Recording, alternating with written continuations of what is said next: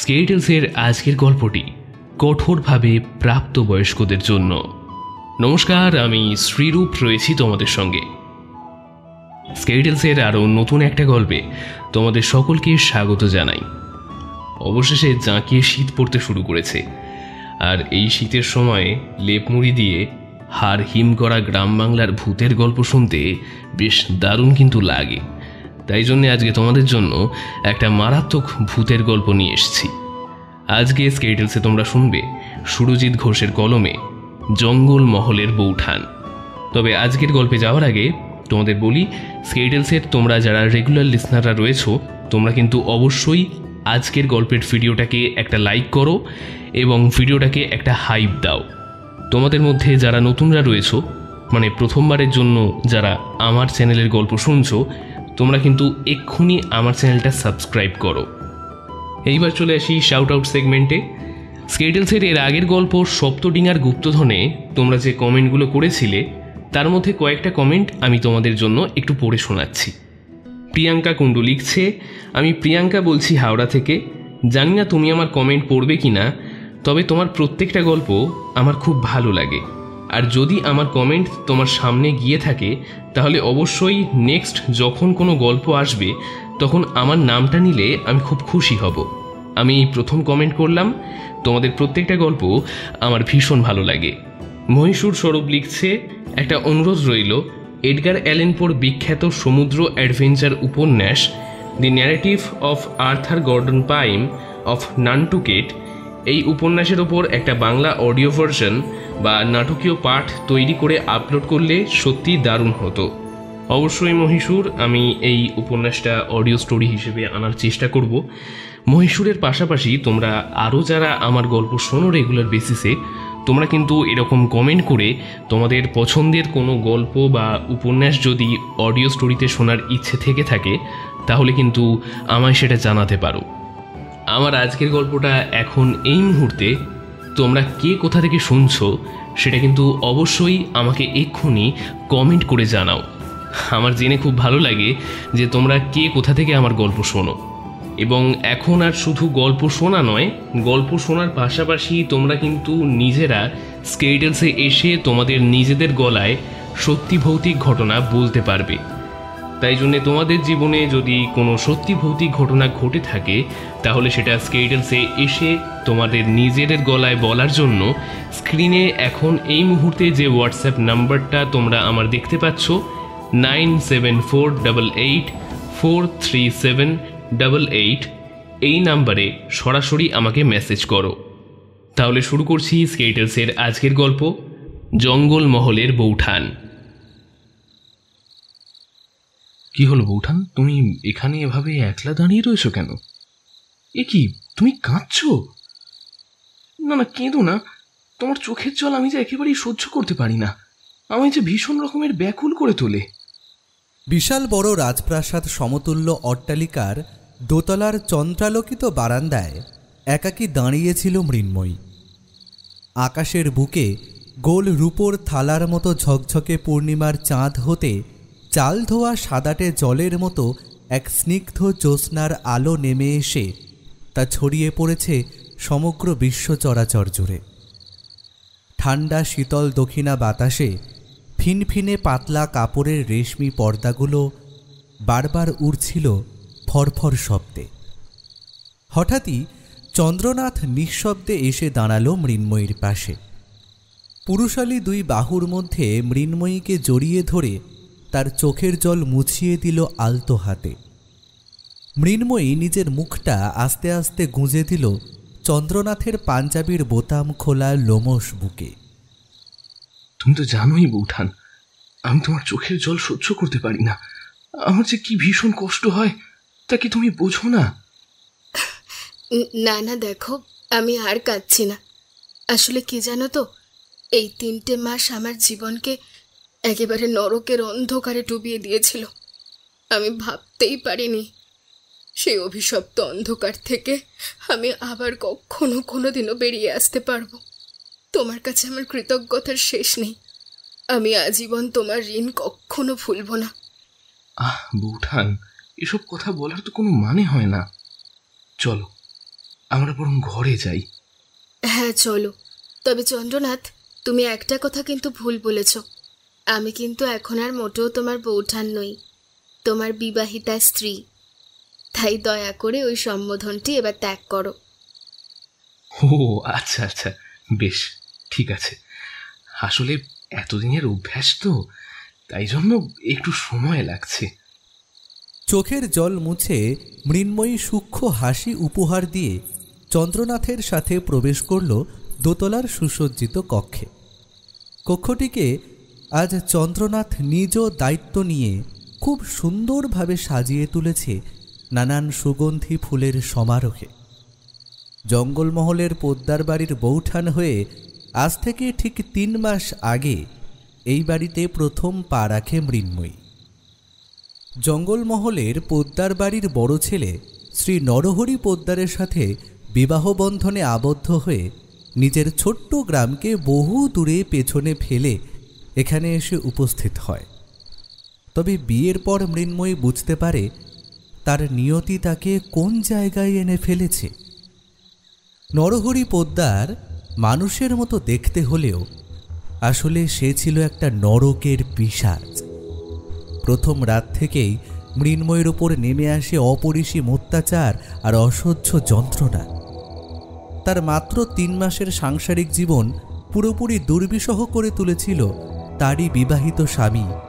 অবশ্য নরহরি পোদ্দার মৃন্ময়ের কেবলমাত্র নামেই স্বামী ছিল। স্বামীর কোনো দায়িত্ব কর্তব্য কিছুই সে পালন করেনি, একটা দিনের জন্য হলেও। প্রতিদিন গভীর রাত পর্যন্ত বন্ধুবান্ধবদের সাথে নাটমহলে বাইজিদের নাচ দেখে মদ্যপ অবস্থায় ফিরে এসে মৃন্ময়ের উপর অকথ্য অত্যাচার চালাত মানবরূপী শয়তানটা।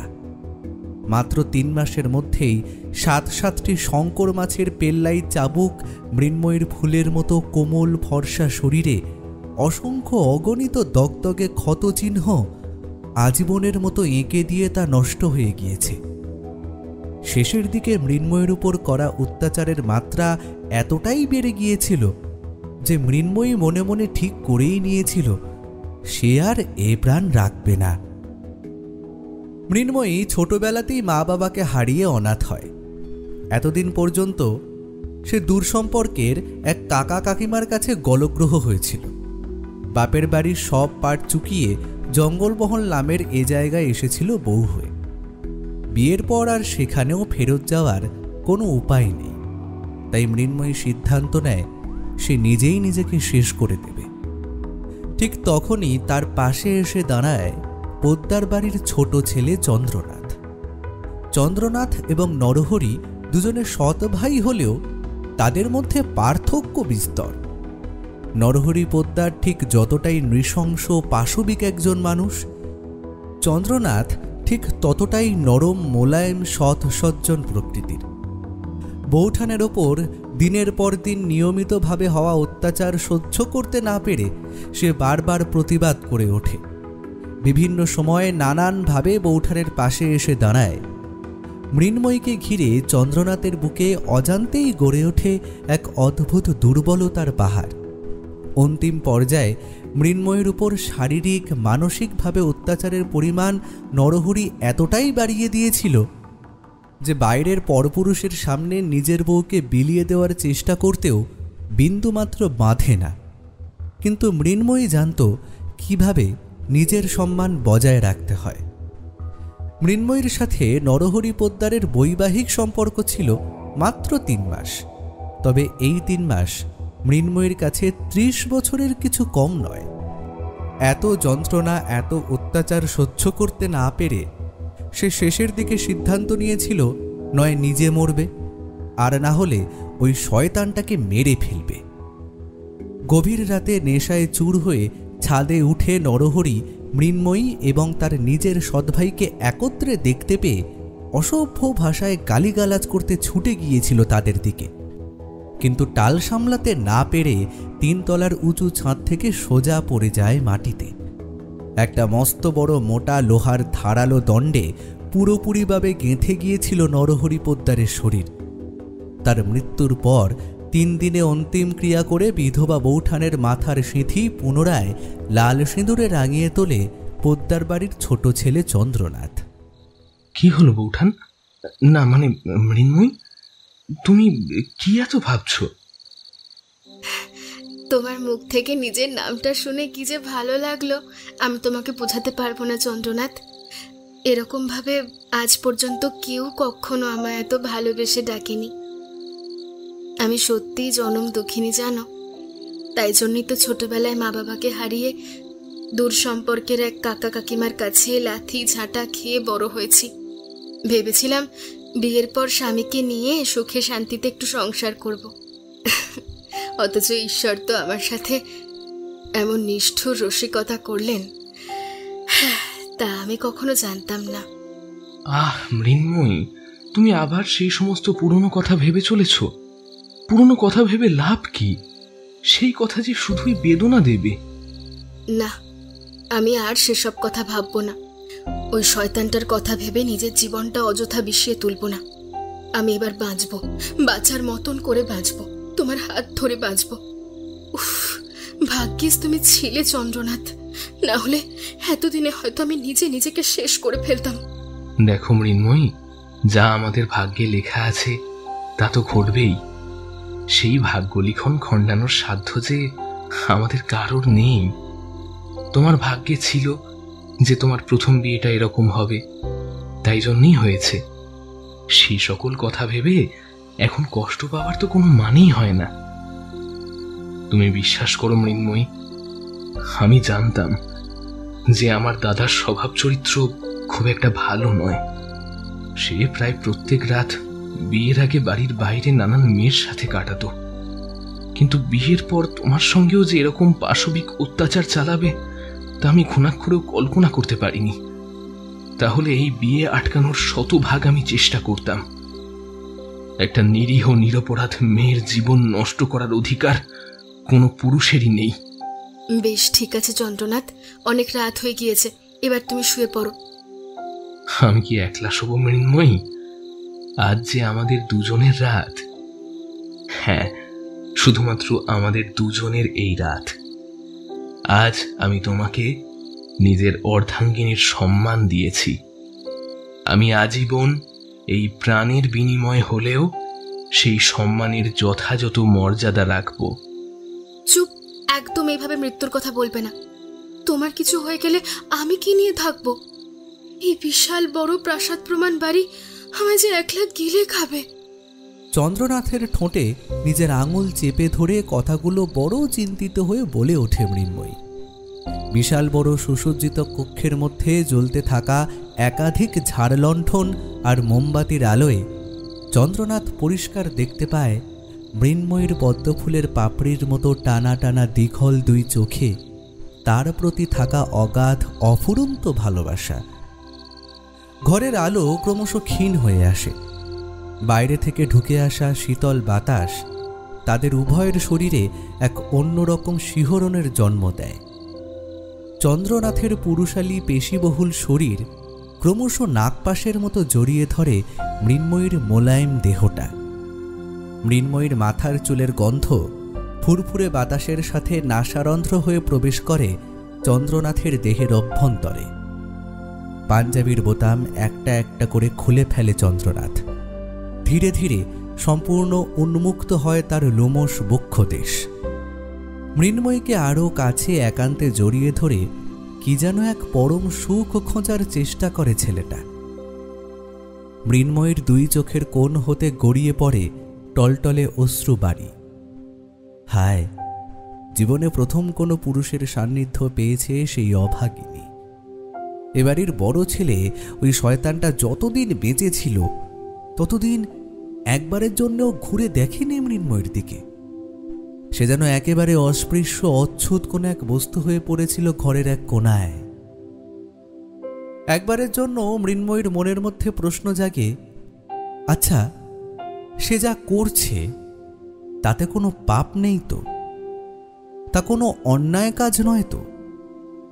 মুহূর্তের মধ্যেই তার অন্তরাত্মা উত্তর দেয়, না, এতে কোনো পাপ নেই, অথবা অপরাধমূলক কাজ সে একেবারেই করছে না। এ কাজে সামান্যতম কোনো অন্যায় নেই, তারও উচিত চন্দ্রনাথকে আপন করে নেওয়া। আজ এই পুরুষটি না থাকলে তার জীবন কখন থেমে যেত, সে হয়তো এতদিন ওই পিশাচের অসহ্য অত্যাচার সহ্য করতে না পেরে মৃত্যুর পদক্ষেপ বেছে নিত। না, আর কিছু ভাববে না মৃন্ময়ী। এবার তার উচিত এই পুরুষটিকে সুখ দেওয়া। মৃন্ময়ের শরীরের পোশাক আস্তে আস্তে আলগা হয়ে আসে। চন্দ্রনাথের ভেজা ঠোঁট, গলা, ঘাড়, বুক বেয়ে ক্রমশ নেমে আসে আরো নিচের দিকে। বিছানার মধ্যে মৃত মানুষের মতন শুয়ে থেকে ঠোঁটে ঠোঁট চেপে ধরে কামড় বসায় মৃন্ময়ী। বিছানার চাদর এলোমেলো হয়ে যায়, হাতের নখ দিয়ে বালিশ খামচে ধরে। মৃন্ময়ীর দুই হাতের পাতা শক্ত করে ধরে রেখেছে চন্দ্রনাথ। এতটুকু নড়ার ক্ষমতা পর্যন্ত সেই মেয়েটার মধ্যে যেন নেই। আজ তারা স্বামী স্ত্রী, তাদের মিলিত হওয়ার এই মহারাত্রিতে একত্রিত হওয়ার ক্ষণ। মৃন্ময়ের পরনের দামি শাড়িটা পরে থাকে নিচের মেঝের উপর। আদিম এক খেলায় মিলিত হয় তারা উভয়ে। দুই বাহুর মধ্যে জড়িয়ে ধরে চন্দ্রনাথকে পরম তৃপ্তির সুখ দেয় মৃন্ময়ী। সর্বশেষে ক্লান্ত শরীরে পাশাপাশি শুয়ে পড়ে ওরা দুজন। চন্দ্রনাথের ডান হাতে মাথা ঠেকায় মৃন্ময়ী। সবসপে ঘামে ভিজে যাওয়া দুটো শরীর পাশাপাশি শুয়ে থাকে বিছানার মধ্যে।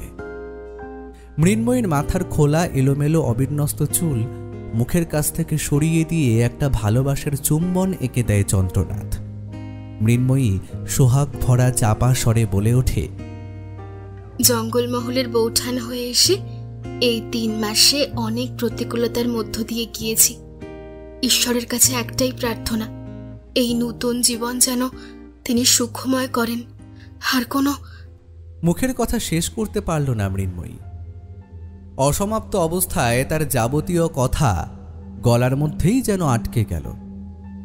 ধরফর করে বিছানার মধ্যে ক্লান্ত শরীরে উঠে বসল মেয়েটা। ভীষণ ভয়ে তার সারা শরীর জুড়ে রীতিমতো ঘামের বন্যা দেখা দিল। মৃন্ময়ী, কি হলো তোমার? এরকম ভাবে উঠে বসলে কেন? চন্দ্রনাথ, ওখানে কি কেউ একজন ছিল? কোনখানে কে ছিল? আরে ওই বারান্দার ওই পর্দার অন্তরালে কি যেন লুকিয়ে আমাদের প্রতি নজর রেখেছিল। এসব কি উল্টোপাল্টা বলছো তুমি মৃন্ময়ী? দোতলার বারান্দায় কে উঠে আসবে? নিশ্চয়ই তুমি চোখে ভুল দেখেছ। না গো, আমি স্পষ্ট পরিষ্কার দেখলাম কেউ যেন পর্দার আড়ালে দাঁড়িয়ে থেকে আমাদের দুজনের প্রতি নজর রাখছিল। ধুর, তুমি পারো বটে।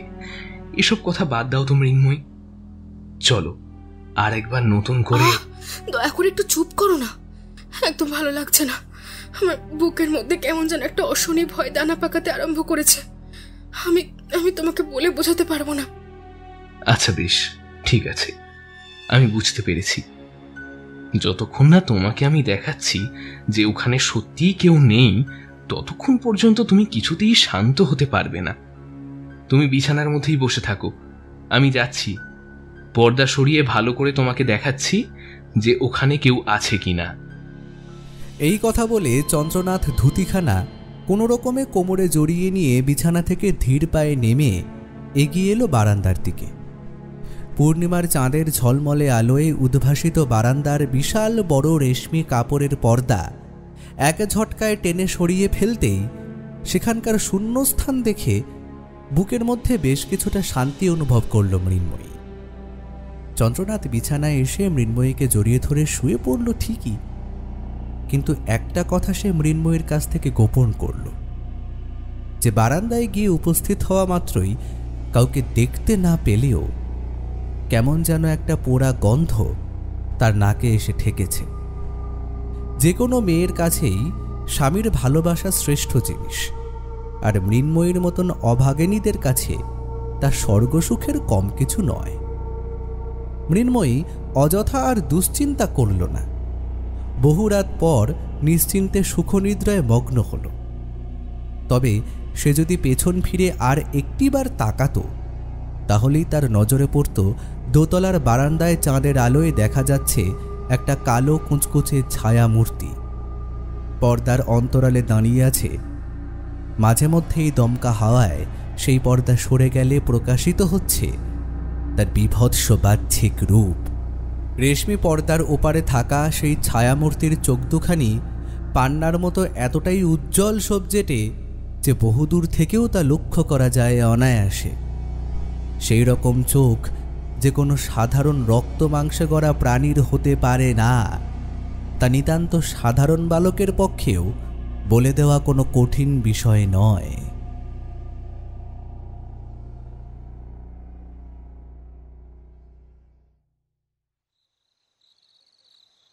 কে কে?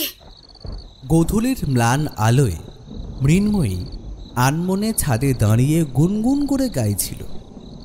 আচমকাই তার মনে হলো কেউ যেন ঠিক পিছনে একেবারে গা ঘেঁষে দাঁড়িয়েছিল। কনকনে ঠান্ডা বরফের মতো নিঃশ্বাস মৃন্ময়ীর ঘাড়ে পড়তেই তার ঘাড়ের প্রতিটা লোমকূপ খাড়া হয়ে উঠেছে। চকিতে পিছন ফিরে তাকাতেই কাউকে দেখতে না পেয়ে ভারী অবাক হলো সে। কে? আমার যে মনে হলো আমার পেছনে কেউ একজন দাঁড়িয়েছিল।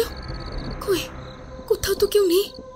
গতকাল রাত থেকে কি যে হচ্ছে, বারবার মনে হচ্ছে অদৃশ্য কেউ যেন আমার উপর নজর রেখেছে। আমার গতিবিধি, আমার ক্রিয়াকলাপ সব কিছু যেন খুঁটিয়ে দেখছে, কিন্তু আমার মুখোমুখি হচ্ছে না।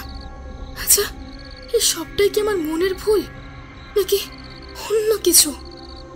গোধূলির স্বল্প মৃদু আলো ক্রমশ কমে এসে গোটা বিশ্ব চরাচর গ্রাস করছে এক নিকষ কালো দুর্ভেদ্য অন্ধকার। আকাশের দিকে মুখ তুলে তাকিয়ে মৃন্ময়ী বুঝতে পারল ঈশান কোণে চাপ চাপ কালো মেঘ জমতে আরম্ভ করেছে। রাতের দিকে হয়তো প্রচণ্ড ঝড় বৃষ্টি হবে। ছাদের মধ্যে দাঁড়িয়ে না থেকে সে চিলেকোঠার ঘরের দিকে এগোতেই যাচ্ছিল। ঠিক এমন সময় একটা বীভৎস চামড়া পোড়া কটু গন্ধ তার নাক মুখ যেন আষ্টে পৃষ্ঠে জড়িয়ে ধরল। সেই গন্ধের কদর্যতা ভাষায় বলে বোঝানো বড় কঠিন। ভাগাড়েও বোধ হয় এমন বীভৎস বিশ্রী গন্ধের সৃষ্টি হয় না। যেন সাক্ষাৎ নরকের অতল গহ্বর থেকে উঠে আসা বিষাক্ত পোড়া গন্ধ। কাপড়ের আঁচল নাকে মুখে চেপে ধরে কোনো রকমে ওখান থেকে সরে আসে মৃন্ময়ী। প্রায় হরহর করে বমি করেই ফেলছিল। ঠিক এমন সময় কাজের বউ মানদিদি এসে পড়ায় নিজেকে সামলে নিল বহু কষ্টে। বৌদিমণি, তুমি সেই কখন ছাদে উঠে এসেছো? কোনো নামছো না দেখে আমি উঠে এলাম তোমাকে ডাকতে। চলো, সন্ধে নামছে, আর ছাদে থেকে কাজ নেই, নিচে চলো। হ্যাঁ মানদাদি, চলো। আচ্ছা, তোমার দাদাবাবু কি ফিরে এসেছে? দাদাবাবু? না তো, সে তো এখনো ফিরে আসেনি। তবে মনে হয় আজ ফিরতে রাত হবে। সে কি গো, কেন? আরে দাদাবাবু যাবার সময় ওপাড়ার সুদর্শনের সাথে কথা বলছিল। আজ নাকি কি সব কাজে বাইরে যেতে হবে, ফিরতে ফিরতে রাত হতে পারে। তোমাকে সেই বিষয়ে কিছু বলেনি? না গো মানদাদি, আমায় তো কিছু জানায়নি। আসলে কি জানো, আমার মনে হয় ও তাড়াতাড়ি করে বেরিয়ে গেছে বলে কথা বলার সুযোগ পায়নি। আচ্ছা বেশ, ঠিক আছে, তুমি চলো দেখি, আমি রাতে রান্না বসাবো। দাঁড়াও, চিলেকোঠার দরজাটা আগে বন্ধ করে দিই। পোদ্দার বাড়ি বিশাল ব্যবসায়ী পরিবার। চন্দ্রনাথ সে কাজেই বের হয়েছে কোন সকাল। চিলেকোঠা ঘরের দরজা ভেতর থেকে বন্ধ করে দিয়ে মানদিদির সাথে নিচে নেমে এলো মৃন্ময়ী। মানদা জঙ্গলমহল অঞ্চলের পোদ্দার বাড়িতে বহুকাল ধরে কাজ করে আসছে। মানদাদি একরকম এই পরিবারের সদস্যই হয়ে গিয়েছে। পোদ্দার বাড়িতে থেকেই খাওয়া দাওয়া করে সে সমস্ত কাজ করে মাঝে মধ্যে আলেকালে গ্রামের বাড়িতে যায় টাকা পয়সা দিতে। মৃন্ময়ী এই বাড়িতে এসেই মানদাদির সাথে তার ভারী ভাব জমে যায় মাত্র কিছুদিনের মধ্যে। মানদাদি কে সে এতটাই নিজের একান্ত আপন বলে মনে করে যে তার কাছে নির্দ্বিধায় সমস্ত কথা বলতেও ওর সামান্যতম বাঁধে না। কতবার, কত দিন, কত রাত মানদাদির বুকের মধ্যে মাথা রেখে কেঁদেছে অকাতরে। নরহরি পোদ্দারের চাবুকের আঘাত ফালা ফালা করে দিয়েছে যখন মৃন্ময়ীর গোটা শরীর, তখন এই বৃদ্ধা মানদাদি তাতে নরম হাতে আলতোভাবে প্রলেপ লাগিয়ে দিয়েছে। মানদাদির সাথে নিচে নেমে এসে মৃন্ময়ী ঠাকুর ঘরে প্রবেশ করল। সন্ধ্যার সময় বাড়ির ইষ্টদেবতাকে নিয়মিত ধূপ জল দেওয়া যে কোনো গৃহস্থের কল্যাণের বিষয়। রোজকার অভ্যাসের মতন মৃন্ময়ী পঞ্চপ্রদীপ জ্বালিয়ে আরতি করতেই যাচ্ছিল, এমন সময় বিনা বাতাসে সবকটা প্রদীপ দপদপ করে কেঁপে তা নিভে গেল একসাথে। হে ভগবান, হে কিসের ইঙ্গিত দিতে চাইছো তুমি প্রভু?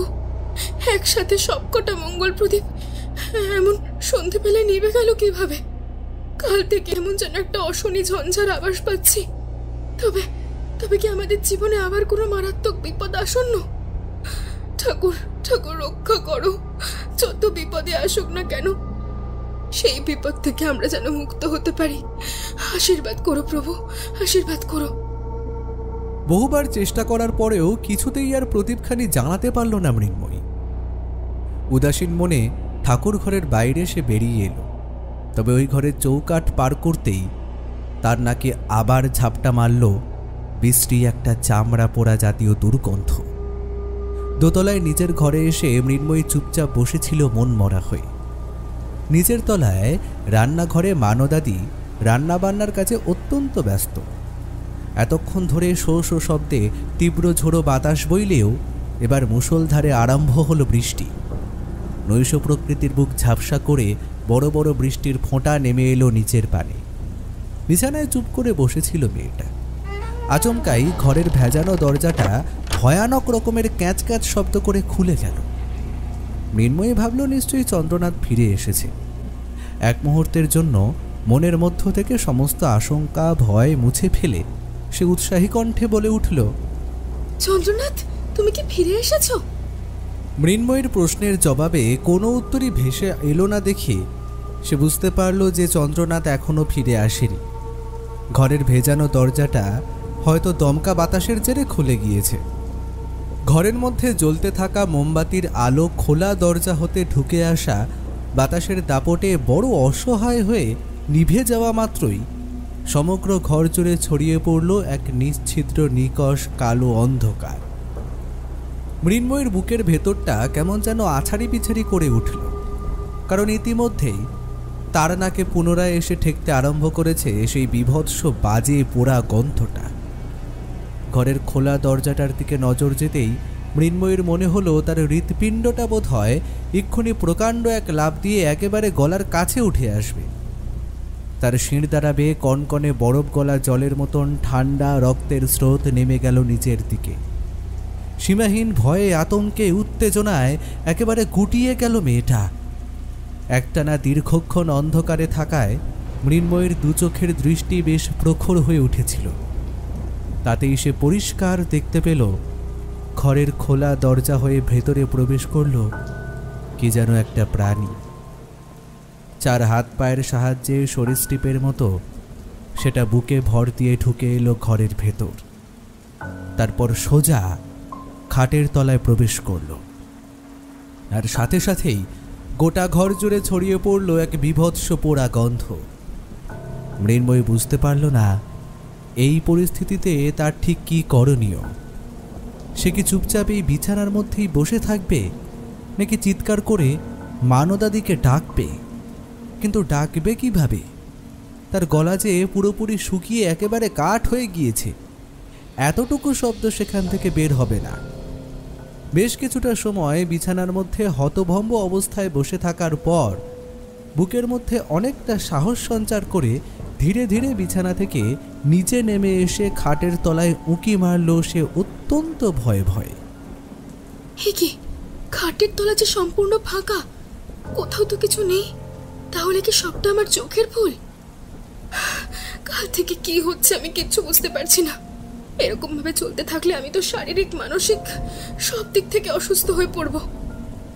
কোনটাই তোমার চোখের কিংবা মনের ভুল নয় মৃন্ময়ী। এই যে আমি এখানে। মৃন্ময়ী প্রায় আটকে উঠল। দীর্ঘদিন মানুষের বুকের মধ্যে সর্দি বসে থাকলে ঠিক যেরকম ঘর ঘরে আওয়াজ বের হতে পারে, সেরকম ঘর ঘরে গলায় কে যেন বলল কথাগুলো খানিকটা সুর করে। বিছানার তলা থেকে মুখ তুলে ওপরের দিকে তাকাতেই সে যা দৃশ্য দেখল তা একেবারেই তার কল্পনাতীত, বিস্ময়কর এবং ভীতিপ্রদ বটে। ছাদের মধ্যে থেকে ঝুলে থাকা ঝাড় লণ্ঠনকে আশ্রয় করে একটা ঝুলন্ত ছায়া শরীর নেমে এসেছে নিচের দিকে। কি সাংঘাতিক তার রূপ! একেবারে আগুনে পুড়ে ঝলসে যেন গোটা চেহারা বিকৃত হয়ে উঠেছে। সেই কায়াহীন ছায়া শরীরের পা দুখানি উপরের দিকে থাকলেও গোটা দেহটা নিচে ঝুলছে। ঘড়ির পেন্ডুলামের মতোই একবার ডান দিক থেকে বাঁ দিকে, আবার ঠিক পরক্ষণেই বাম দিক থেকে ডান দিকে দুলে দুলে উঠছে শরীরটা। সেই ছায়ামূর্তির মাথার প্রতিটা চুল একেবারে যেন আগুনের তাপে পুড়ে গিয়ে চামড়ার সাথে মিশে গেছে। কোনো কোনো জায়গা থেকে পোড়া মাংস খসে পড়ে সেই জায়গার কঙ্কালের কাঠামো বেরিয়ে এসেছে। তার সমগ্র শরীর হতে নির্গত হচ্ছে এক সাংঘাতিক বমন উদ্রেককারী পচা বিটকেল দুর্গন্ধ। মৃন্ময়ী বুঝতে পারল গতকাল থেকে বিভিন্ন সময়ে যে পোড়া গন্ধটা বারবার সে পেয়েছে, এটা আসলে সেই গন্ধ। ছায়ামূর্তির নিচের চোয়াল ভেঙে পুরোপুরি ঝুলে রয়েছে অস্বাভাবিক হা হয়ে। দু চোখের মধ্যে মণি বলে কিছু নেই, যেন সেখানে দাও দাও করে জ্বলছে দুটি সবুজ আগুনযুক্ত উল্কা। দেহসহ হাতের ও পায়ের চামড়া একেবারে পুড়ে গিয়ে জড়ো হয়ে গুটিয়ে গিয়েছে এক জায়গায়।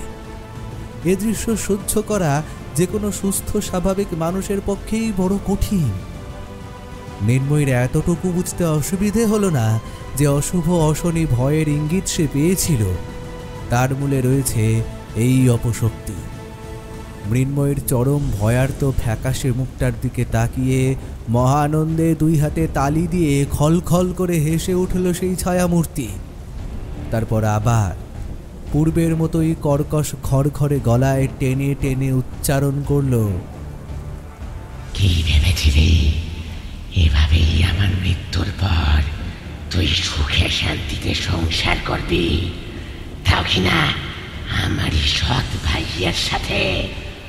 আমি যে কিছুতেই তা মেনে নিতে পারবো না। তাই জন্যেই তো নরক থেকে তোর সুখের সংসার ধ্বংস করতে আমি জঙ্গলমহলের এই পদ্মার বাড়িতে উপস্থিত হয়েছি। আমিও দেখি তুই কত সুখী হতে পারিস। দুশ্চরিত্রা বাজারি মাগি স্বামী মরতে না মরতেই দেওরকে নিজের বর বানিয়ে ফেললি। অবশ্য আমি বেঁচে থাকতেও তো তুই আর কম কিছু করিসনি। হারামজাদি, জীবিত অবস্থায় তোকে যত শাস্তি দিয়েছি, মৃত্যুর পর তার থেকে 1.5 গুণ বেশি শাস্তি দিয়ে তোকে আমি তিলে তিলে মারব। তবে তারও আগে তোরই চোখের সামনে তোর শখের, তোর প্রাণের নাগর তোর এই নতুন স্বামীকে আগে শেষ করব, তারপর তোকে ধরবে ধরবে মারব। জন্মানোর পরই তো মা বাবাটাকে খেয়েছিলি, অকাল কুষ্মাণ্ড। বিয়ের পর আমাকেও খেলি, রাক্ষসে মাগি। ভেবেছিলাম বিয়ে করে একটা মেয়ে মানুষ ঘরে আনলে সে চুপচাপ মুখ বুজে দাসী বাদীর মতো আমার সব কাজ করবে। রাতের শেষ প্রহরে এসে আমি যা হুকুম করব তা মুখ বুজে তামিল করবে।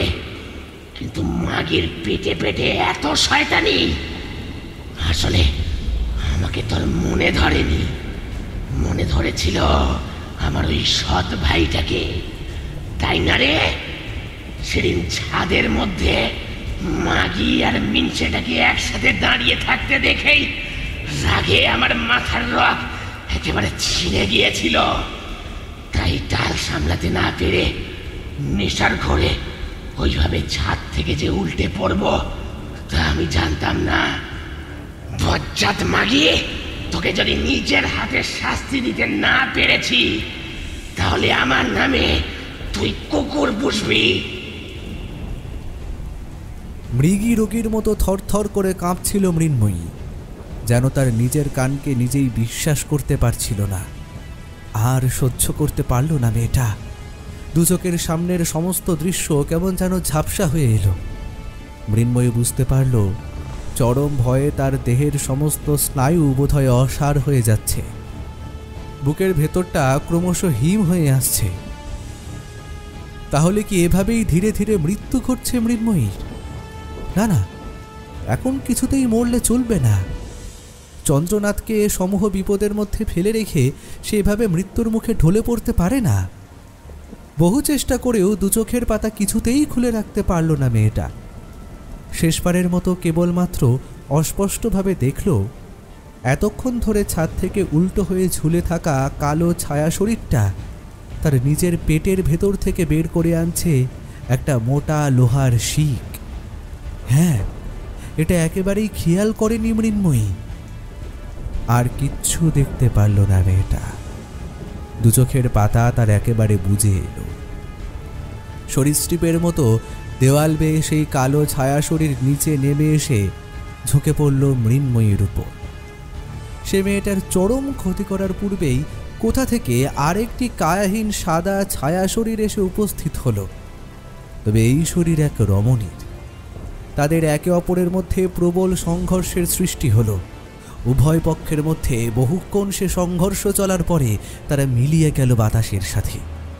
মৃন্ময়ী বুঝতেও পারল না কোনো একজন অশরীরী রমণীর আত্মা আজ তার প্রাণ রক্ষা করল।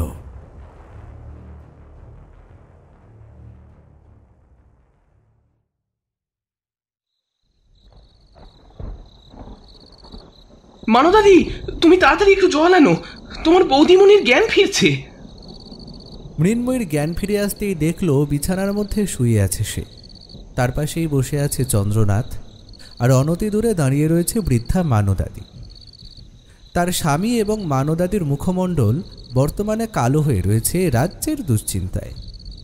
মৃন্ময়ী অনুভব করল তার মাথার পেছনের দিকটা ভীষণ রকমের ব্যথা হয়ে রয়েছে। হয়তো মেঝেতে পড়ে যাওয়ার জন্যই আঘাত পেয়েছে ভীষণ। সে কনুইয়ে ভর দিয়ে উঠতেই যাচ্ছিল, চন্দ্রনাথ তাকে থামিয়ে তা থেকে বিরত করে বলল, আহা, এখন লক্ষ্মী মেয়ের মতো চুপচাপ বসে থাকো তো, ওঠার কোনো প্রয়োজন নেই। মানদাদি জল আনতে গেছে, জল আনলে আমি ধরে তোমাকে উঠিয়ে বসিয়ে দেব। দাদাবাবু, এই নাও জল। চন্দ্রনাথ মৃন্ময়ীকে সাবধানে উঠিয়ে বিছানায় ঠেস দিয়ে বসিয়ে জলপূর্ণ গ্লাস তার দিকে বাড়িয়ে ধরতেই মৃন্ময়ী এক নিঃশ্বাসে গ্লাসের সবটুকু জল ঢকঢক করে পান করল। মৃন্ময়ীর দুই চোখের মধ্যে এখনো তীব্র আতঙ্কের বেড়াজাল স্পষ্টভাবে বিরাজমান। তার চোখ মুখের অবস্থা দেখলেই বোঝা যায় মৃন্ময়ী যেন জ্ঞান হারানোর পূর্বে সাক্ষাৎ কোনো বিভীষিকাকে দেখেছে। জলের শূন্য গ্লাস নামিয়ে রেখে চন্দ্রনাথ এবার প্রশ্ন করল, মৃন্ময়ী, তুমি এবার সত্যি করে বলো তো, তুমি কি দেখে ওভাবে অজ্ঞান হয়ে ঘরের মধ্যে পড়ে গিয়েছিলে? ভাগ্যিস মানদাদি সঠিক সময় এসে উপস্থিত হয়েছিল, তা না হলে একটা বড়সড় বিপদ ঘটে যেতে পারত। আজ্ঞে হ্যাঁ দাদাবাবু, বৌদিমণি একলা ঘরের মধ্যে রয়েছে দেখে আমি রান্নার সমস্ত কাজ শেষ করে দোতলায় উঠে আসি। বৌদিমণির নাম ধরে অনেকবার ডাকাডাকি করি, কিন্তু তা সত্ত্বেও বৌদিমণির কোনো সাড়া পাই না। তারপর ঘরের ভেতর ঢুকে এসে দেখি সে অজ্ঞান হয়ে পড়ে রয়েছে। চন্দ্রনাথ আমাদের সুখের সংসার ধ্বংস করতে নরকের অতল অন্ধকার থেকে উঠে এসেছে তোমার দাদা নরহরি পোদ্দার। হ্যাঁ, মৃত্যুর পরও তার আত্মার মুক্তি হয়নি। আমি তোমাকে গতকাল থেকে বলছিলাম না, কেউ যেন আমাদের ওপর নজর রাখছে? সে ছিল তোমার দাদার প্রেতাত্মা। এসব কি তুমি উল্টোপাল্টা বলছো মৃন্ময়ী? আমার দাদার অতৃপ্ত আত্মা কিভাবে ফিরে আসতে পারে? মৃত মানুষ কখনো ফেরত আসে না, তা কি তুমি জানো না? ভুল ভুল চন্দ্রনাথ, তোমার এই ধারণা ভুল। মৃত্যুর পরেও মানুষ পুনরায় ফিরে আসতে পারে বিদেহী আকার নিয়ে। তোমার দাদাকে আমি নিজের চোখে দেখেছি। কি বিভৎসতার সাংঘাতিক রূপ! সে রূপ আমি তোমাকে ভাষায় বলে বোঝাতে পারবো না। শয়তানটা আমাকে অত্যন্ত নোংরা গালিগালাজ করে বলেছে তোমার সাথে আমায় কিছুতেই সংসার করতে দেবে না, আমাদের সংসারও ধ্বংস করে দেবে। পিশাচটা আমাকে বেঁচে থাকতেও শান্তি দেয়নি, এবার মৃত্যুর পরও সে এসেছে সবকিছু তছনছ করতে। এই কোন নরপিশাচের হাতে আমি পড়লাম? আমি কি আর মুক্তি পাবো না? সে যে আমার জীবনের পাশাপাশি এবার চন্দ্রনাথের জীবনটাও শেষ করে দেবে। আহ মৃন্ময়ী, তুমি নিজেকে এভাবে দোষারোপ করো না তো। তোমার শরীর একই দুর্বল আছে, তুমি আবার অসুস্থ হয়ে পড়তে পারো। আমি তোমাকে বলছি শোনো, তোমার নিশ্চয়ই কোথাও ভুল হয়েছে। রাতের অন্ধকারে কি দেখতে কি দেখেছ, আর তাই নিয়ে অযথা এত দুশ্চিন্তা করছো। চন্দ্রনাথ, তুমি কেন আমার কথা বিশ্বাস করছো না? আমি কি নিতান্তই বালিকা নাকি যে চোখের অথবা মনের ভুলে এত কথা বলবো? তোমার দাদার পিশাচ মূর্তি সত্যি উঠে এসেছে নরকের অন্ধকার থেকে। আমি নিজে সচক্ষে দেখেছি। এমনকি মৃত্যুর সময় যে মোটা লোহার দণ্ড তার বুক এফোড় করে দিয়েছিল, সেটা পর্যন্ত তার দেহের মধ্যে আটকে ছিল। এত কিছুর পরও তুমি বলবে এই সবটাই কাকতালীয়, আমার চোখের ভুল? আচ্ছা মানদাদি তো এই ঘরেই রয়েছে। মানদাদি, তুমি বলো তো, যখন প্রথম তুমি এই ঘরে প্রবেশ করলে, আমি অজ্ঞান হয়ে যেতে পড়ে রয়েছি মেঝেতে, তখন কি তুমি একটা চামড়া পোড়া জাতীয় বিশ্রীগন্ধ পাওনি? একটু ভালো করে মনে করো তো। হ্যাঁ বৌদিমণি, সত্যিই তো। এই কথাটা একেবারে মাথার মধ্যে থেকে বেরিয়ে গিয়েছিল। তোমাকে ওভাবে অজ্ঞান অবস্থায় দেখে ওই ঘরের মধ্যে আমি যখন ঢুকে এসেছিলাম, তখন গোটা ঘর জুড়ে ছড়িয়েছিল একটা বিভৎস বাজে গা গোলানো গন্ধ। কতকটা ওই তোমার বলা বিবরণ অনুযায়ী ওই চামড়া পোড়া গন্ধ। দেখলে তো, আমার কথা কিন্তু মিলে গেল। এবার তুমি কি বলবে? মানদাদি স্বামী স্ত্রীকে একান্তে ছেড়ে নেমে এলো নিচে। মৃন্ময়ীর বলা প্রতিটা কথা চন্দ্রনাথ একেবারেই হালকাভাবে উড়িয়ে দিতে পারল না। এর আগে কখনো কোনোদিন মৃন্ময়ী এইরকমভাবে তাকে কিছুই বলে। সে যখন এত দুশ্চিন্তা করছে, তাহলে নিশ্চয়ই বিষয়টা যথেষ্ট গুরুতর।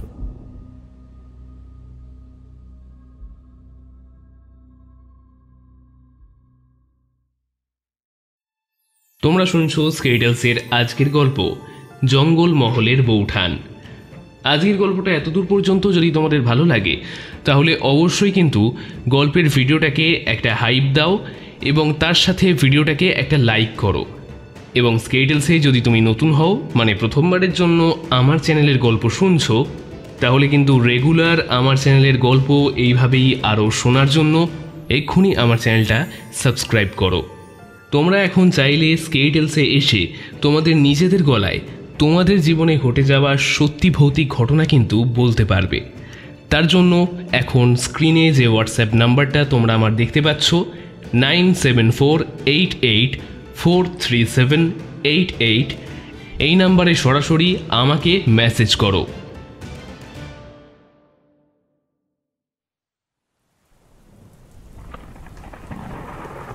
রাতের বেলা খাওয়া দাওয়া করে শুয়ে পড়ল ওরা প্রত্যেকে।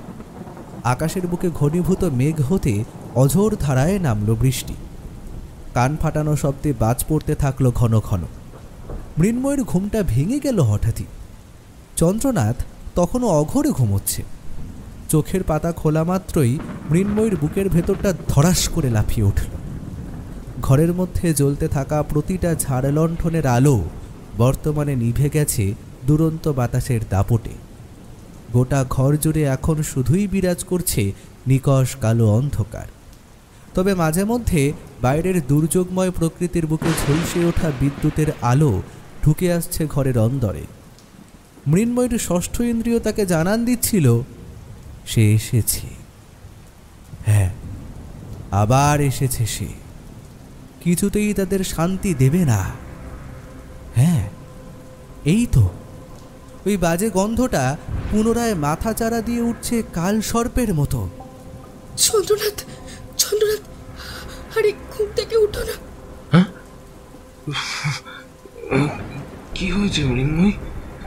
আমাকে এরকম ভাবে উঠালে কেন? তোমার শরীর ঠিক আছে তো? তুমি কি আবার কোনো কারণে ভয় পেয়েছো? এরকম ভাবে ঘামছো কেন? এত অস্থির হয়ে উঠেছো, এতে যে তোমার শরীর আবার খারাপ হয়ে যাবে। তুমি একটু শান্ত হও তো। এত উত্তেজনা শরীরের পক্ষে একেবারেই ভালো কথা নয়। চন্দ্রনাথ, ভালো করে লক্ষ্য করো, একটা পোড়া গন্ধ পাচ্ছ?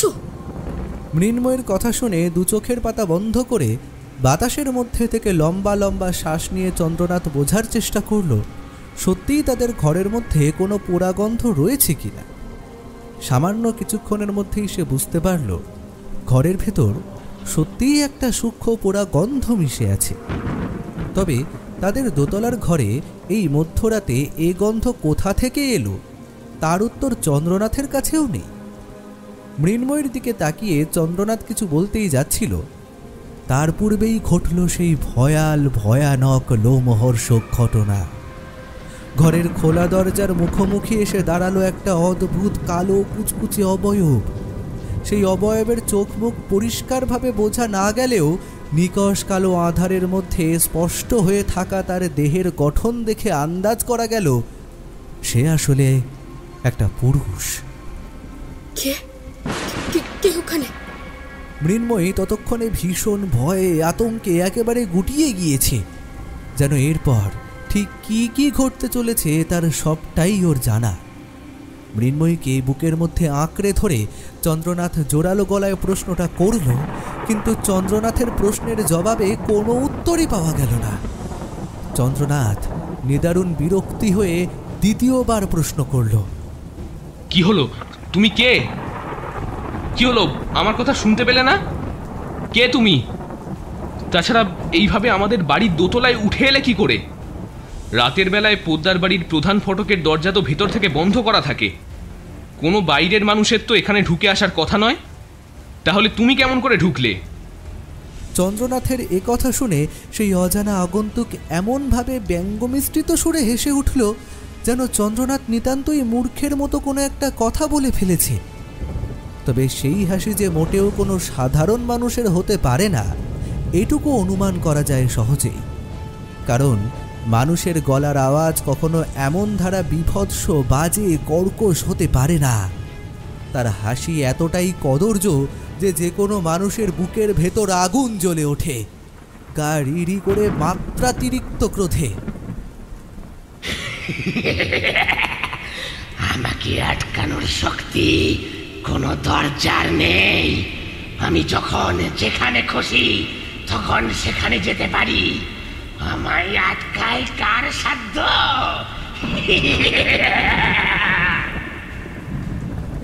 টেনে টেনে ভীষণ কষ্টে কথাগুলো উচ্চারণ করল সেই কালো পুরুষ ছায়ামূর্তি। তার কথা শুনে মনে হলো যেন বহু দূর থেকে ধ্বনিত হচ্ছে প্রতিটা শব্দ। গলার আওয়াজ কিংবা কথা বলার ধরন বেশ আলাদা হলেও এই কণ্ঠস্বর যে চন্দ্রনাথের দাদা নরহরি পোদ্দারের তা চন্দ্রনাথ বেশ বুঝতে পারল। মৃন্ময়ী মৃগী রোগীর মতো ততক্ষণে কাঁপতে আরম্ভ করেছে। তার হাত পা পুরোপুরি শিথিল হয়ে গিয়েছে। সে প্রায় সংজ্ঞাহীন অবস্থায় ঢলে পড়েছে চন্দ্রনাথের শরীরে। চন্দ্রনাথ মনে মনে প্রমাদ গুনছিল। সে বারবার মনকে বোঝানোর চেষ্টা করছিল বাস্তবে কিছুতেই হতে পারে না, এ ঘটনার কোনো ব্যাখ্যা নেই, কোনো যুক্তি নেই। যে মানুষ একবার মারা যায় সে কিভাবে মৃত্যুর পর ফিরে আসতে পারে? চন্দ্রনাথের সমস্ত ভাবনা চিন্তা থমকে গেল একটা নোংরা গালিগালাজে। অন্ধকারের মধ্যে দাঁড়িয়ে থাকা সেই ছায়ামূর্তি তীব্র ভর্ৎসনা জানিয়ে কাটা কাটা ভাবে বলল, শালা শুয়োরের বাচ্চা! দাদা মরতে না মরতেই নিজের বৌদিটাকে বউ বানিয়ে ফেললি। তোর চরিত্র তো বড় ভালো। কি ভেবেছিস তুই মৃন্ময়ীকে বিয়ে করে ওকে খুব সুখে রাখতে পারবি? কিছুতেই তা হবে না। ও মাগির জন্য তোর মৃত্যুও খুব শীঘ্রই নেমে আসবে। আমি নিজের হাতে তোদের শাস্তি দেব। সুখে শান্তিতে তোদের সংসার করার স্বপ্ন চিরকালের মতন স্বপ্ন হয়েই থেকে যাবে। চন্দ্রনাথের মনে হলো ওর বুকের ঠিক বাম পাশটায় কে যেন একটা ভারী ধাতব হাতুড়ি দিয়ে জোরালোভাবে পেটাতে শুরু করেছে। সেজন্য হৃৎপিণ্ডটা এমন ধরাস ধরাস করে লাফাতে আরম্ভ করেছে। অন্ধকারের মধ্যে ধীরে ধীরে এগিয়ে আসতে লাগলো সেই অদ্ভুত কালো ছায়ামূর্তি। সে যত ভিতর পানে এগিয়ে এলো ততই সেই পোড়া গন্ধটা লাফিয়ে লাফিয়ে বাড়তে লাগলো। চন্দ্রনাথ হাড়ে হাড়ে টের পেল মৃন্ময়ী এতটুকু ভুল কিছু বলেনি। সত্যি মেয়েটার চোখের কিংবা মনের ভুল ছিল না। বাস্তবেই তার সৎ দাদা নরহরি পোদ্দারের অতৃপ্ত আত্মা ফিরে এসেছে। নবদম্পতির সদ্য বিবাহিত সুন্দর জীবনকে নরকে পরিণত করতে। মানুষটা জীবিত অবস্থায় ঠিক যেরকম শয়তান ছিল, মৃত্যুর পরেও একই রকমের শয়তানি মনোভাব রয়েই গিয়েছে। সে নিজেও শান্তি পাবে না, আর কাউকেও শান্তিতে থাকতে দেবে না। চন্দ্রনাথ উত্তেজিতভাবে বলে উঠল, কি জন্য তুমি এখানে এসেছো? কি চাও তুমি? তাছাড়া আমার চরিত্র নিয়ে তো তোমার কোনো প্রশ্ন করার অধিকারই নেই। বৌঠানের জীবন তো তুমি পুরোপুরি নিজের দায়িত্বে দুর্বিষহ করে তুলেছিলে। কেবলমাত্র তোমার কারণে সে বাধ্য হয়ে নিজের স্বেচ্ছা মৃত্যুর পথ বেছে নিয়েছিল। সেই সময় আমি তখন তার পাশে দাঁড়িয়েছিলাম।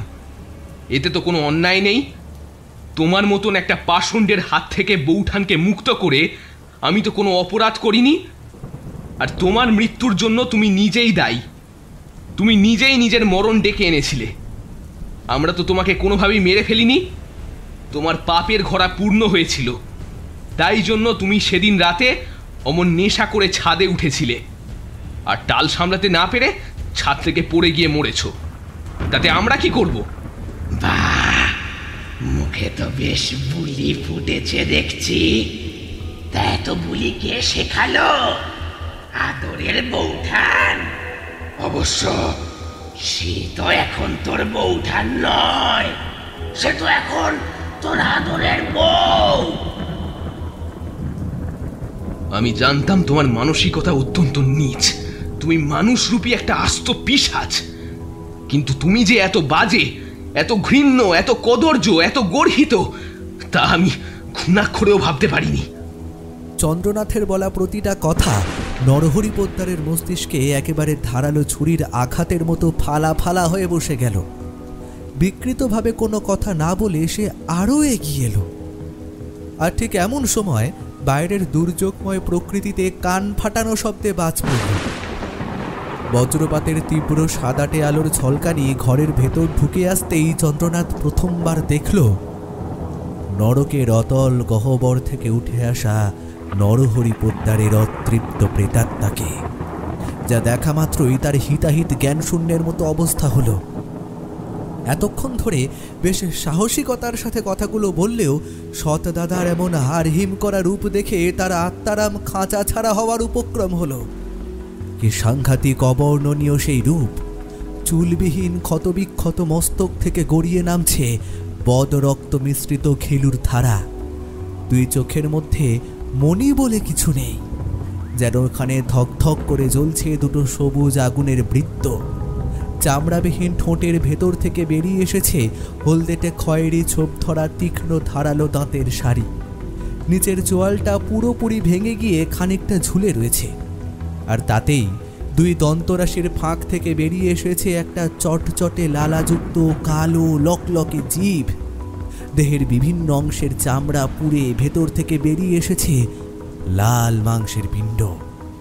কোথাও কোথাও হাড়ের কাঠামো বাইরে উকি মারছে। এমন তীব্র বমন উদ্রেককারী পচা গন্ধ তার শরীর হতে নির্গত হচ্ছে যে সেই গন্ধের সাথে ইহলোকের কোনো গন্ধের তুলনা করা যায় না। লাশ কাটা ঘরে একসাথে 100টা পচনশীল লাশ রাখা থাকলেও বোধহয় এরকম দুর্গন্ধ তার থেকে ছড়িয়ে পড়ে না। বুকের উষ্ণ রক্ত কেমন যেন হিমেল হয়ে এলো চন্দ্রনাথের। এতক্ষণ যাবৎ তার স্নায়ু স্বাভাবিক থাকলেও এবার এই প্রেত মূর্তিকে দেখার পর তা যেন আর সঙ্গ দিতে চাইল না। তার দুই চোখে অন্ধকার ঘনিয়ে এলো। মৃন্ময়ীর বুকের মধ্যে জড়িয়ে ধরে জ্ঞান হারালো সেও।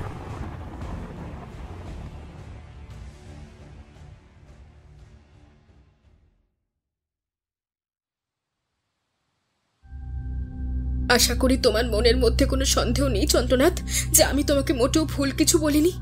আমি যা দেখেছি তা সত্যি যথার্থ দেখেছিলাম। তোমার দাদা মৃত্যুর পরেও ফিরে এসেছে আমার আর তোমার সর্বনাশ করতে। তুমি দয়া করে আমাকে ভুল বুঝো না মৃন্ময়ী। আমি যে তোমার কথা একেবারেই বিশ্বাস করিনি তেমনটা কিন্তু নয়। তোমার বলা প্রত্যেকটা কথা আমাকে যথেষ্ট ভাবিয়ে তুলেছিল। কিন্তু সত্যি কথা বলতে গেলে এরকম ঘটনা আমার জীবনে অন্তত এর আগে কোনোদিন কখনো ঘটেনি। এই সমস্ত অশরীরী অতৃপ্ত বিষয় নিয়ে আমার জ্ঞান নেই বললেই চলে। হয়তো সেজন্যই আমি কেমন যেন ঘেঁটে গিয়েছিলাম। ঈশ্বরের অশেষ কৃপা যে আমরা গতকাল রাতের পরেও এখনো পর্যন্ত সুস্থ স্বাভাবিক রয়েছি। কিন্তু তুমি এত সকালে স্নান সেরে এমন শুদ্ধ বস্ত্র পরিহিত অবস্থায় কোথায় যাচ্ছ? আমি একবার মন্দিরে যাচ্ছি পুজো দিতে। একের পর এক কিছু ঘটেছে, আমার মনটা বড় কু ডাকছে। এখন কেবলমাত্র ঈশ্বরই ভরসা। আচ্ছা বেশ, ঠিক আছে, যাও, কিন্তু একা যেও না, কিন্তু সঙ্গে মানদাদিকেও কিন্তু নিয়ে যাও। তুমি আমাকে নিয়ে এত চিন্তা করো না চন্দ্রনাথ। এখন দিনের বেলায় কিচ্ছু হবে না। শুনেছি সূর্যের আলোয় এসব অশুভ শক্তি প্রকট হতে পারে না। আমি এখন সম্পূর্ণ নিরাপদ। পরদিন প্রভাতের একেবারে শুরুতেই চন্দ্রনাথকে বিদায় জানিয়ে মৃন্ময়ী মানদাদিকে সাথে নিয়ে রওনা হল জঙ্গলমহলের এক প্রতিষ্ঠিত মন্দিরের উদ্দেশ্যে। চন্দ্রনাথ ধীরে ধীরে বিছানার মধ্যে উঠে বসতেই বুঝতে পারল সমগ্র শরীর কেমন যেন ম্যাচ ম্যাচ করছে। মাথার পেছনটা এখনো পর্যন্ত ভার হয়ে রয়েছে। ধীরে ধীরে তার চোখের সামনে ভেসে উঠল কালকে রাতের ঘটা সব ঘটনার দৃশ্য। কিন্তু সে একটা হিসেব কিছুতেই মিলিয়ে উঠতে পারল না। গতকাল রাতে জ্ঞান হারানোর অন্তিম মুহূর্তে সে দেখেছিল নরহরি পোদ্দারের অতৃপ্ত প্রেতাত্মা তাদের ক্ষতি সাধনের উদ্দেশ্যে এগিয়ে আসছিল।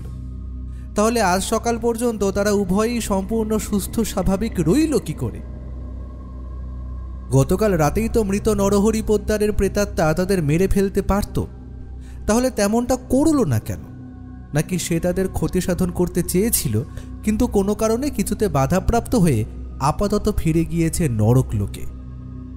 ক্লান্ত দুর্বল শরীরে ধীরে ধীরে বিছানা থেকে নেমে এসে আলমারির দরজা খুলে চন্দ্রনাথ ভিতর থেকে বের করে আনল সযত্নে তুলে রাখা একটি বহু পুরাতন তৈলচিত্র। তৈলচিত্রে অঙ্কিত রমণীর মুখের পানে তাকিয়ে ঝরঝর করে কেঁদে ফেলল ছেলেটা। একেবারে অসহায় অবুঝ বালকের ন্যায় সেই কান্না। মা, মাগো, তুমি কেন আমায় এমন অসহায় করে অকালে চলে গেলে বলো তো? আজ আমি যে বড় বিপদগ্রস্ত মা।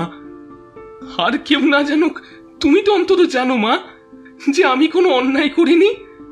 নরহরির মতন ওই পিশাচটা বৌঠানকে এই বাড়িতে এনে তার উপর যে বিপুল মানসিক আর শারীরিক অত্যাচার চালাচ্ছিল, আমি কেবলমাত্র তার বিরুদ্ধে রুখে দাঁড়িয়েছিলাম।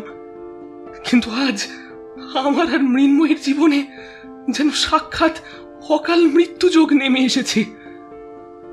আমি জানি না এই ঘোর বিপদ থেকে কিভাবে আমরা মুক্তি পাব। আজ তুমি জীবিত থাকলে তোমার বুকে মুখ মুছে সেই শৈশবের মতো আমি কাঁদতাম, খালি মা, খালি কাঁদতাম আমি। টপ টপ করে চোখের জল সেই তৈলচিত্রের উপর পড়তেই হাতের তালু দিয়ে সেই জল মুছে ফেলল চন্দ্রনাথ। ছবিটি চন্দ্রনাথের মা আশালতা দেবীর।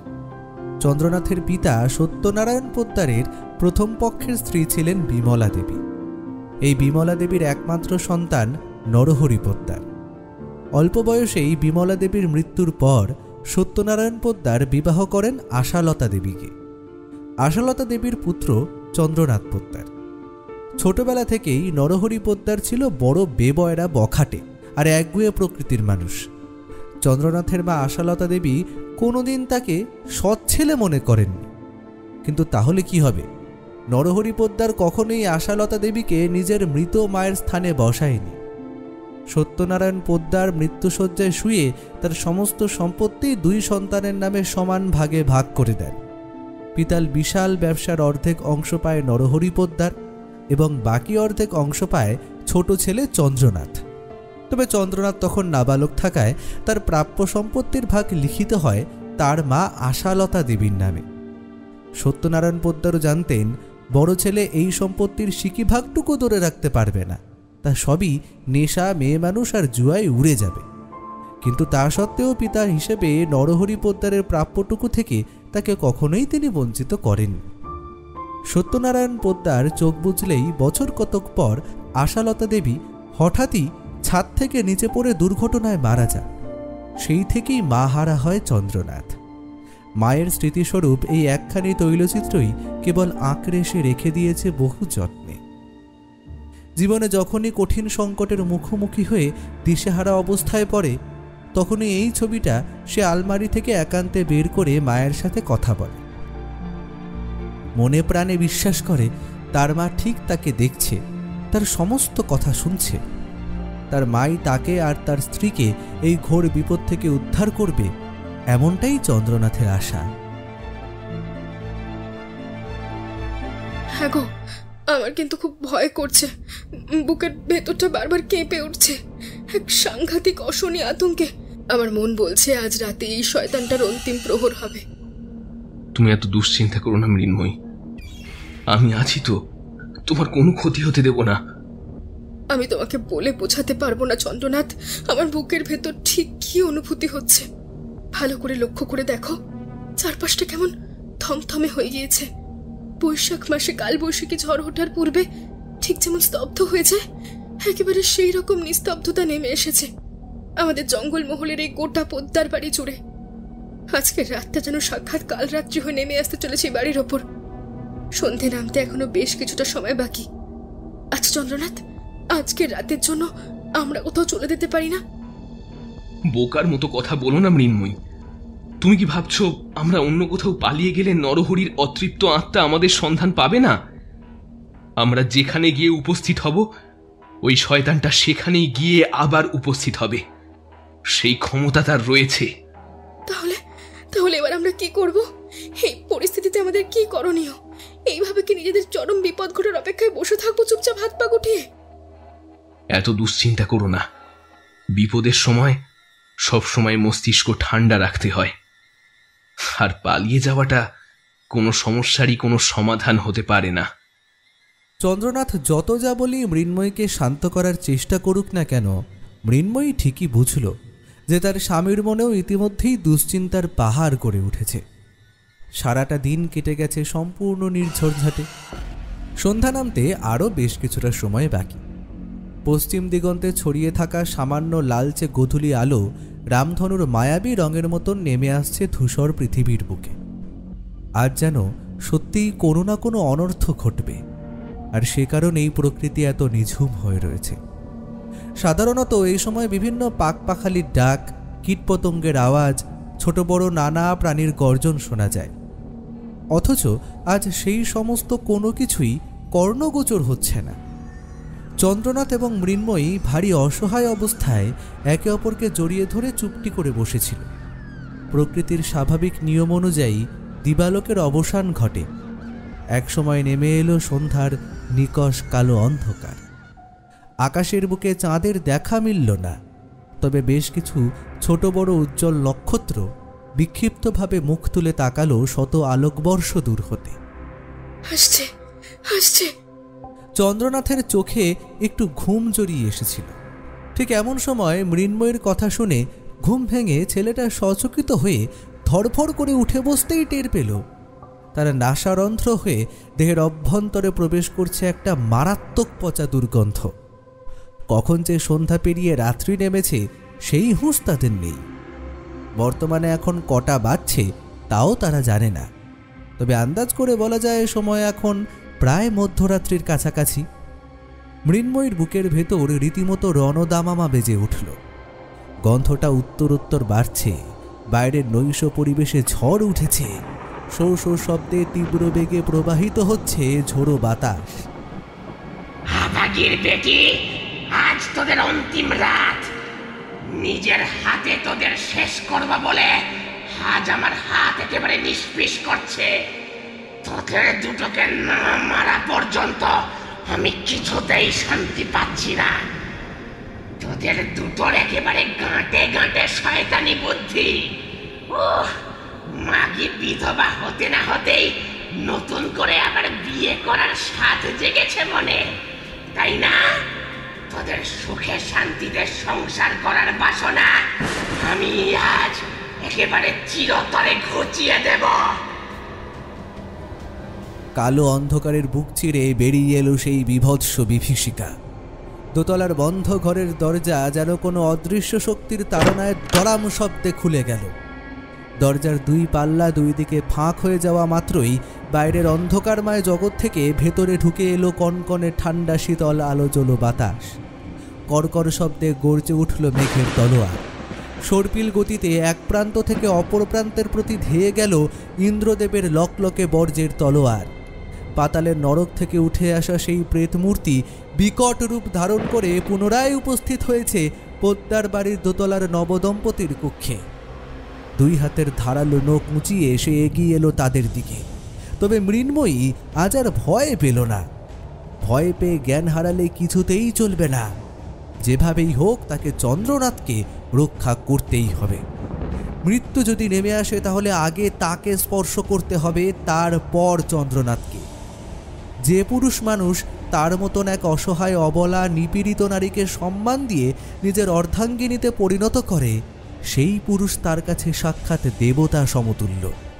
সে জীবিত থাকতে কিছুতেই তার দেবতার গায়ে সামান্য আঁচটুকু আসতে দেবে না। নরহরি পোদ্দারের মতন শয়তানের উদ্দেশ্যে প্রবল ঘৃণায় থুতু ছিটিয়ে মৃন্ময়ী বলল, আমি বেঁচে থাকতে চন্দ্রনাথের গায়ে একটা আঁচড়ও আমি লাগতে দেব না। তুই শয়তানের দূত, ওর ক্ষতি করলে তোকে আগে আমায় মারতে হবে।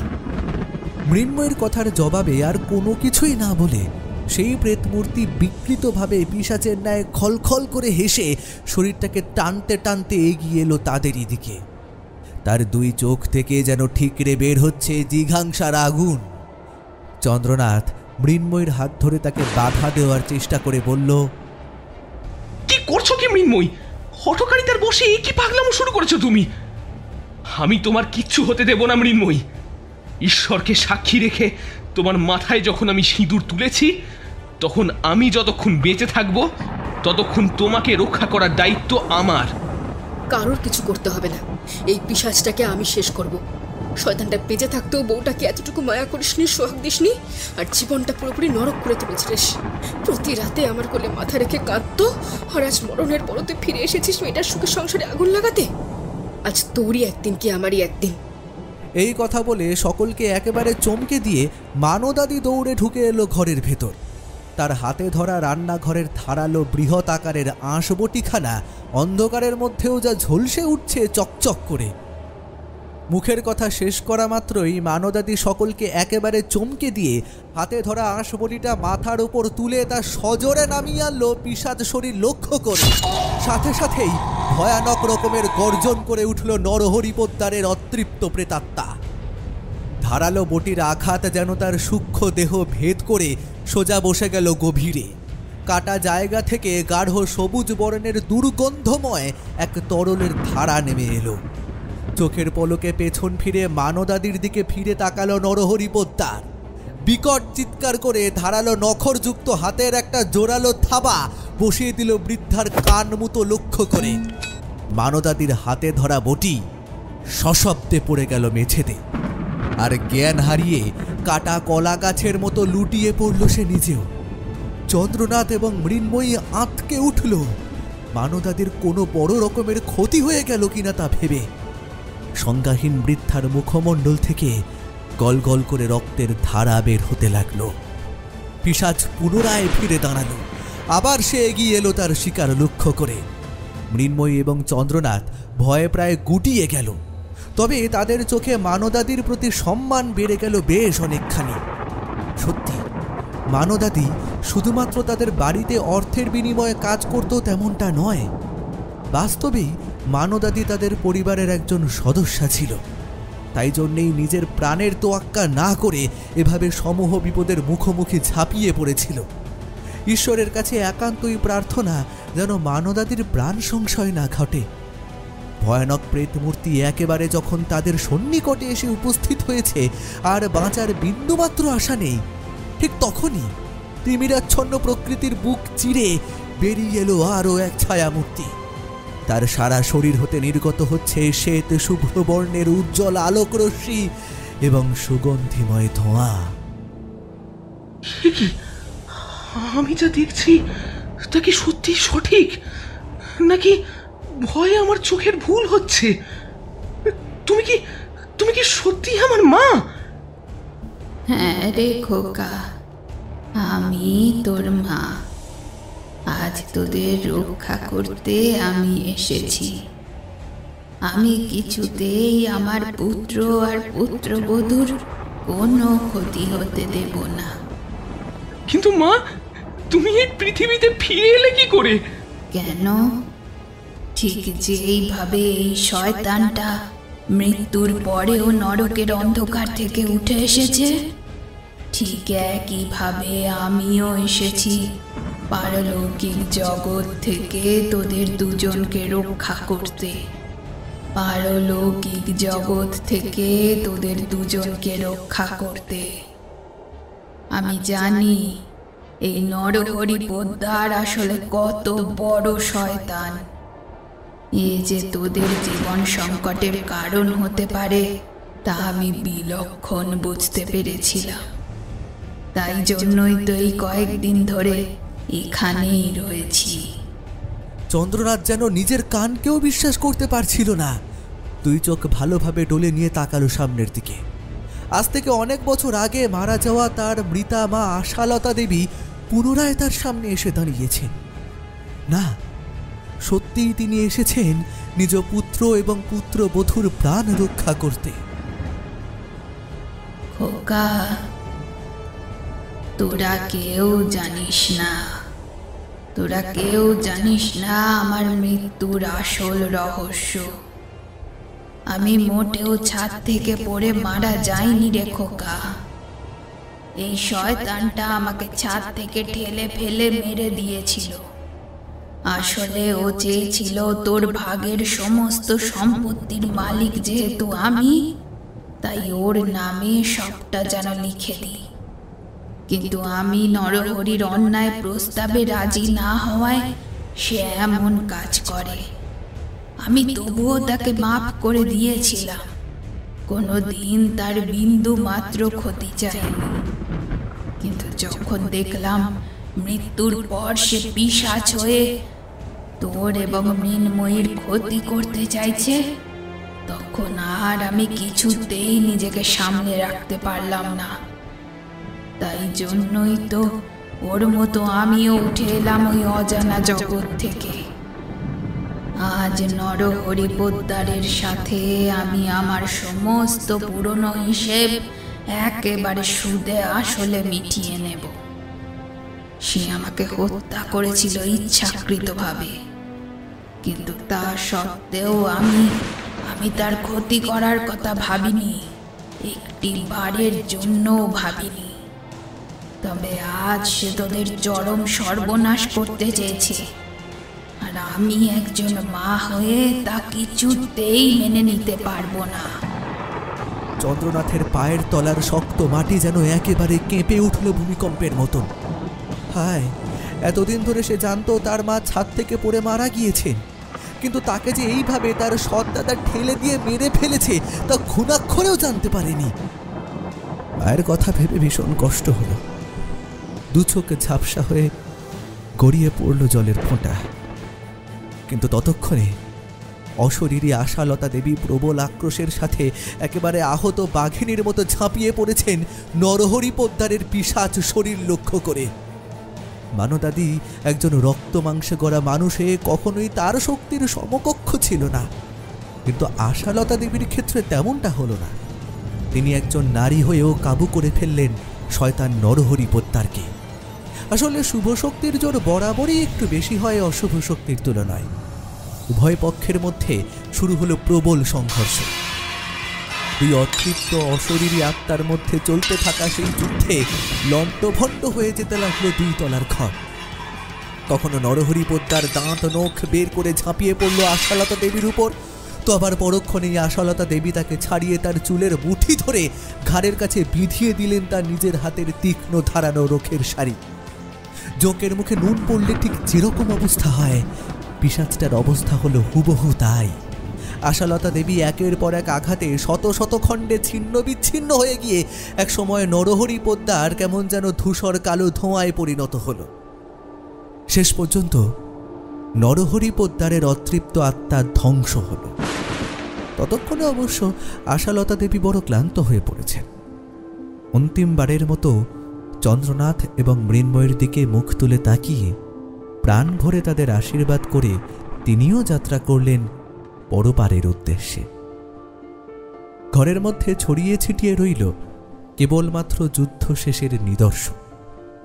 মৃন্ময়ী ততক্ষণে অজ্ঞান হয়ে গিয়েছে। চন্দ্রনাথ সম্বিত ফিরে পেতেই মৃন্ময়ীর চোখে মুখে জলের ছিটে দিয়ে তার জ্ঞান ফেরাল। তারপর দৌড়ে এসে মানদাদির নাকের কাছে আঙুল ঠেকিয়ে বুঝতে পারল সে জীবিত রয়েছে, তার নিঃশ্বাস পড়ছে। দ্রুত স্থানীয় চিকিৎসককে এনে মানদাদির ক্ষতস্থানের চিকিৎসা করা হলো। চন্দ্রনাথ বুঝতে পারল তার মায়ের অতৃপ্ত প্রেতাত্মাই তাদের এই কয়েকদিন ধরে ওইভাবে রক্ষা করে এসেছেন। আলমারির দরজা খুলে ভেতর থেকে ছবিখানা বের করে তাতে আলতোভাবে হাত বুলিয়ে বুকের মধ্যে জড়িয়ে ধরে বসে রইল চন্দ্রনাথ। মৃন্ময়ী ভক্তি ভরে তার মাথায় ঠেকিয়ে প্রণাম জানালো মৃত শাশুড়ির উদ্দেশ্যে। আজ তিনি তাদের মধ্যে না থেকেও তাদের প্রাণ রক্ষা করেছেন। এভাবেই যেন সবসময় সর্বদা তার আশীর্বাদ তাদের মাথার উপর ঝরে পড়ে। পরবর্তীতে আর কখনো কোনো দিন জঙ্গলমহলের পোদ্দার বাড়িতে নরহরি পোদ্দারের অতৃপ্ত আত্মার দেখা পাওয়া যায়নি। আশালতা দেবীও আর ফিরে আসেননি কখনো। মৃন্ময়ী এবং চন্দ্রনাথ সুখে শান্তিতে নির্ভয়ে নিজেদের ছোট্ট সুখের সংসার পাতল। বৃদ্ধা মানদাদিও সুস্থ হয়ে উঠল খুব তাড়াতাড়ি। শেষ হলো স্কেলটেলসের আজকের গল্প জঙ্গলমহলের বউঠান। গল্পটা এতদূর পর্যন্ত তোমরা যারা শেষ পর্যন্ত শুনলে, তোমরা কে কোথা থেকে আমার আজকের গল্পটা শুনলে সেটা কিন্তু এক্ষুনি আমাকে কমেন্ট করে জানাও। গল্পটা ভালো লাগলে অবশ্যই কিন্তু ভিডিওটাকে একটা লাইক করো, তার সঙ্গে হাইপও দাও, এবং স্কেলটেলস পরিবারে যদি তুমি নতুন হও, মানে প্রথমবারের জন্য আমার চ্যানেলের গল্প শুনছো, তাহলে কিন্তু এক্ষুনি আমার চ্যানেলটা সাবস্ক্রাইব করতে হবে। এখন কিন্তু তোমরা চাইলে তোমাদের নিজেদের জীবনে ঘটা সত্যি ভৌতিক ঘটনা স্কেলটেলসে এসে তোমাদের নিজেদের গলায় শোনাতে পারবে। তার জন্য স্ক্রিনে যে হোয়াটসঅ্যাপ নাম্বারটা আমি দিয়েছি 9748843788, এই নাম্বারে সরাসরি তোমরা আমাকে মেসেজ করো। আজকের গল্প রচনায় ছিল সুরজিৎ ঘোষ, গল্প পাঠে ছিল শুভ, অন্যান্য বিভিন্ন ভূমিকায় দেবস্মিতা, মধুরা, বর্ণালী এবং আমি শ্রীরূপ। গল্পের সাউন্ড ডিজাইনে ছিল 62 FPS স্টুডিও। গল্পের পোস্টার ডিজাইন শুভদীপ ব্যানার্জি। সমগ্র পরিকল্পনা এবং পরিচালনায় আমি শ্রীরূপ। তাহলে আজকের মতন এখানেই শেষ করছি। কেটেলসের আরও এই রকম বাংলা অডিও স্টোরি শোনার জন্য এই মুহূর্তে তোমার মোবাইলের স্ক্রিনে ডান দিক এবং বাম দিকে যে দুটো গল্প এসেছে তার মধ্যে তোমার পছন্দ মতন যে কোনো একটা গল্পের ভিডিওতে ক্লিক করো।